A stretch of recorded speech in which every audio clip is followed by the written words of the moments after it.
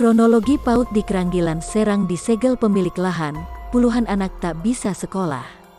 Satu unit sekolah PAUD Tunas Harapan di Kampung Kebon Jaya, Desa Kendayakan, Kecamatan Kragilan, Kabupaten Serang, Banten disegel.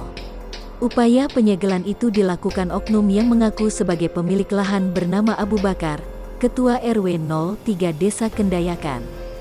Kepala Sekolah PAUD Tunas Harapan, Muslihat menjelaskan kronologi penyegelan itu terjadi. Ia menyampaikan bahwa penyegelan itu bermula terjadi pada Senin, tanggal 6 September tahun 2021. Setelah melihat satu pintu kelas ditutup, pembelajaran dilakukan hanya di satu ruang kelas. Selebihnya para siswa belajar di depan ruang kelas. Pada hari Selasa, tanggal 7 September tahun 2021, kemudian pembelajaran dilakukan di luar sekolah. Hari berikutnya, tepat pada Rabu, tanggal 8 September tahun 2021, ketika pembelajaran sedang berlangsung. Oknum bernama Abu Bakar melakukan aksi penyegelan di saat anak-anak sedang belajar. Pas hari Rabu, anak-anak lagi belajar pintunya ditutup, ujarnya. Pada saat dilakukan penutupan, kata dia, hal itu disaksikan langsung oleh para murid dan juga guru. Di mana saat itu sedang berlangsung proses pembelajaran.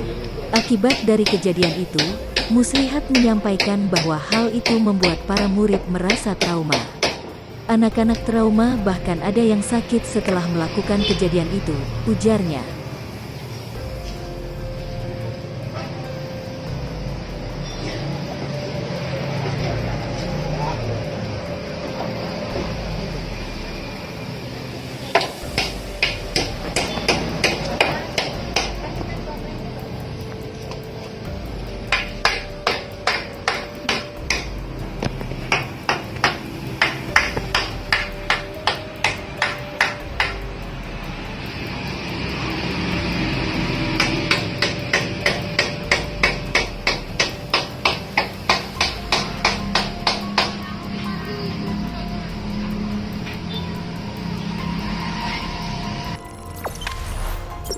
Jangan lupa subscribe, share, komen, dan like ya.